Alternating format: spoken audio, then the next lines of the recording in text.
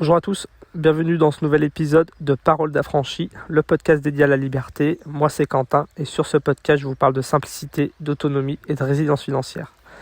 Le but c'est de vous aider à vous affranchir de ce mode de vie qui nous est imposé. Aujourd'hui je voudrais vous parler de lecture. Comment lire plus ? Je suis posé au bord d'une petite rivière, je ne sais pas si ça t'entendra, il y a un petit peu de soleil, il fait bon. Et j'ai un livre et je voudrais vous expliquer comment je fais pour arriver à lire à peu près 3 livres par mois en ce moment. Des fois un peu plus, des fois un peu moins. La lecture, c'est quelque chose d'important en fin de compte. Déjà, quand on lit, on passe moins de temps devant les réseaux sociaux, devant les médias d'information, sur les plateformes de divertissement. Ensuite, la lecture, ça peut permettre de se former à des nouvelles compétences, de se former à des nouvelles connaissances. Donc quelque chose d'indispensable pour l'autonomie. L'autonomie, c'est pas que le matériel, c'est pas que les ressources, c'est pas que le jardinage. L'autonomie, c'est aussi développer des compétences et des connaissances pour se débrouiller soi-même. Et puis c'est important aussi pour la résilience financière. En développant de nouvelles compétences, de nouvelles connaissances, on peut apprendre à mieux gérer son argent, on peut apprendre à gagner plus d'argent, on peut apprendre à entreprendre. Donc que ce soit pour la simplicité, pour l'autonomie ou pour la résilience financière, lire c'est quelque chose d'indispensable pour moi. Alors comment je fais pour lire plus ? Parce qu'on le sait, ça devient de plus en plus compliqué de lire. La plupart des gens ont un travail, après il faut qu'ils s'occupent de leur maison, il faut qu'ils s'occupent de leur famille, on a des loisirs, et puis avec toutes les nouvelles addictions qui ont débarqué à cause d'internet, des réseaux sociaux, du téléphone portable, c'est compliqué de trouver du temps pour lire. Alors moi, ce que j'ai mis en place, la première chose, c'est d'avoir toujours dans mon téléphone une application de lecture qui me permette de lire à chaque fois que je m'ennuie.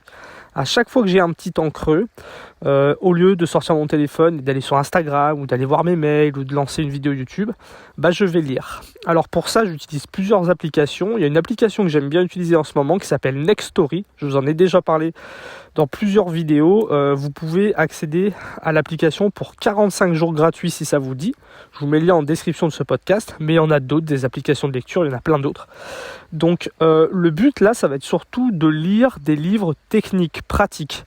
Parce que voilà, on va lire pendant quelques minutes, des fois juste 5 minutes, 2 minutes, 3 minutes. Donc on va pas se lancer dans la littérature, on va pas se lancer dans ce genre de choses. Mais le but, c'est quand on a un petit peu de temps, on prend un livre et on apprend 2-3 petites choses. Alors on pourrait se dire que c'est bizarre de lire 2 minutes, 3 minutes, 5 minutes par-ci par-là. Moi, ce que j'ai constaté, c'est que quand je prends un livre pratique et que je le lis pendant des fois une demi-heure, 3/4 d'heure, le lendemain, des fois, j'ai presque oublié tout ce que j'ai lu.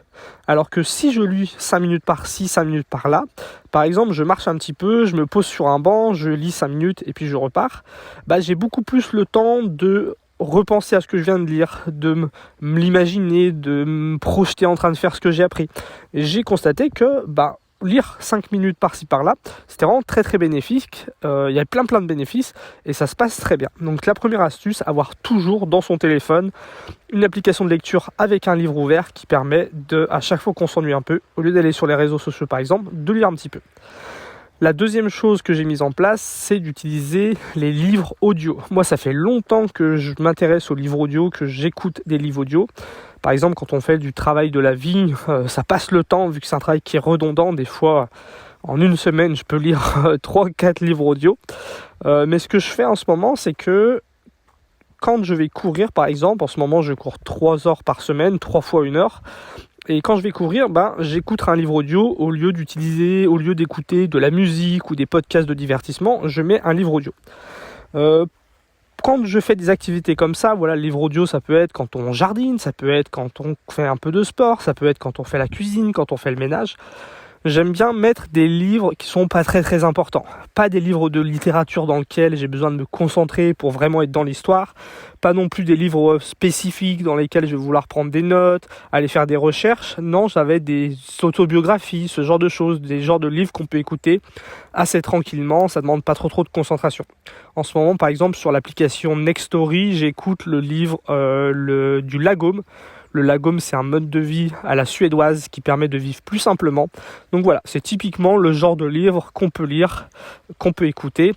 et qui ne demandent pas trop de concentration. Donc ça, c'est ma deuxième astuce. Pendant certaines activités, au lieu d'écouter de la musique ou du divertissement, je vais écouter des livres. Et la troisième, c'est quelque chose de plus commun, c'est de se créer un petit rituel pour lire des livres papier. Voilà, se déconnecter vraiment des écrans, déconnecter de ses oreillettes et lire des livres papier. Moi, je sais qu'il y a pas mal de livres qui m'intéressent, qui ne sont pas disponibles en audio, qui ne vont pas être disponibles non plus de façon numérique. Donc souvent, c'est des livres soit que j'achète en librairie, soit sur Internet, soit que j'essaie aussi d'acheter d'occasion. Et l'idée, c'est de se trouver un petit moment par jour, tous les 2-3 jours, ou même un moment par semaine, et de se poser dans un endroit tranquille, un petit peu inspirant, se préparer un thé, se préparer un petit déjeuner, je sais pas, se préparer quelque chose, et passer un bon moment à lire. Donc là, ça va être soit des livres plus de littérature, où tu vas vraiment te divertir en lisant, t'inspirer.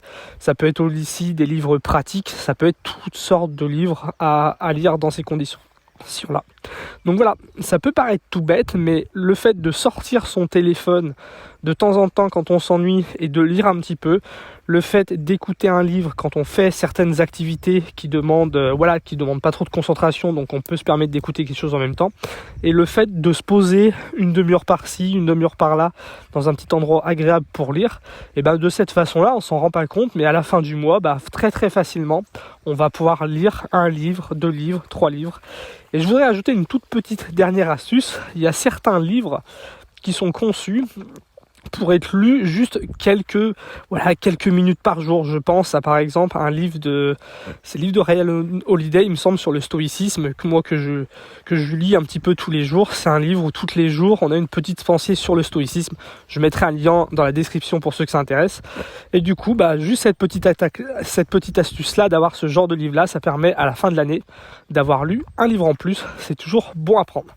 Voilà, c'était Quentin. J'espère que ce podcast vous aura été utile. Je vous dis à très vite pour le prochain et surtout gardez le cap.